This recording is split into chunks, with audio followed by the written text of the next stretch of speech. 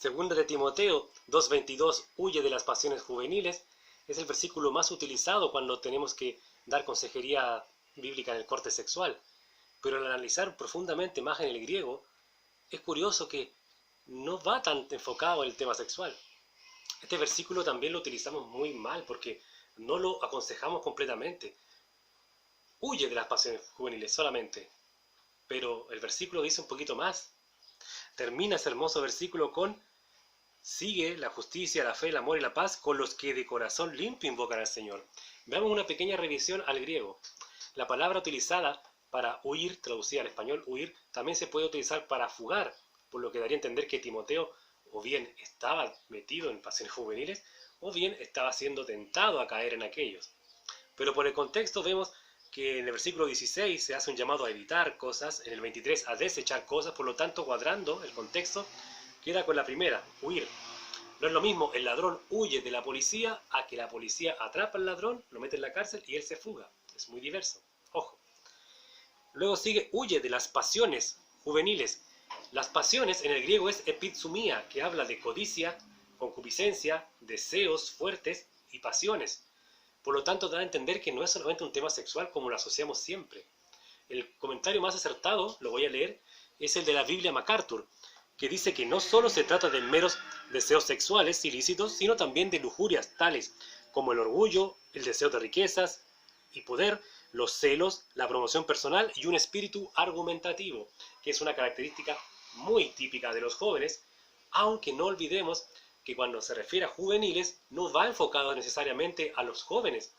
Es como decir a una persona adulta o un anciano: tuviste un berrinche de niño, un berrinche, estás en una actitud infantil.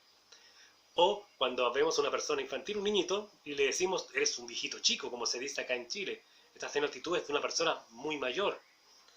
Ojo con eso. Huye de las pasiones juveniles y sigue la justicia, la fe, el amor ágape acá, y la paz. O sea, prácticamente aquellos que tengan el fruto del Espíritu Santo. Y esta es la parte que nunca la he escuchado en un consejo cuando dan este versículo.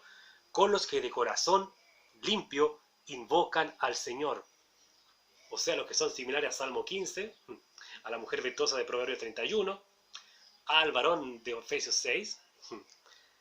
Pero ojo el detalle, de poco sirve que huyas de las pasiones, de las tentaciones, de los deseos, etc., si no acudes a tu ayuda. ¿Y cuál es tu ayuda? Tu iglesia. Porque son los hermanos los que tienen el amor ágape, que es el amor del Señor. Son ellos los que tienen la fe, los que tienen la paz que da Cristo, etc. Por eso es importante reunirse con tus hermanos de iglesia local, y también es importante que como hermanos de iglesia local estén dispuestos a estar siempre pendientes de aconsejar, no solamente ver el domingo y la famosa entrevista cómo te fue, cómo has estado, y después en la semana, hasta el día de oración, y eso, hasta el siguiente domingo, no se interesan en la vida de algunos muchachos. Por eso es interesante esto, estar dispuesto a ayudar, ser como el papá del hijo pródigo que estuvo dispuesto a recibir a su hijo, aun cuando él había tenido bastantes pasiones juveniles, metiéndose con rameras, siendo impetuoso: dame la parte que me corresponde de la herencia, también siendo derrochador, y hay que ser como el papá del hijo pródigo y no como el hermano que no estuvo dispuesto a ayudar cuando su hermano vino a pedir ayuda arrepentido. Interesante, ¿no? Sí. Al final, estudiar este texto en todo el contexto es muy interesante, ¿no? Así que los invito a hacer ese estudio. Huye de las pasiones juveniles, pero huye de un pecado, pero reúnete con los que te pueden ayudar, con tus hermanos, que también luchan con el pecado, pero más efectiva es la lucha cuando es en el cuerpo de Cristo, con los hermanos. La armadura de la fe de Efesios es más fuerte cuando se reúne con el ejército celestial terrenal, con la iglesia. Bendiciones.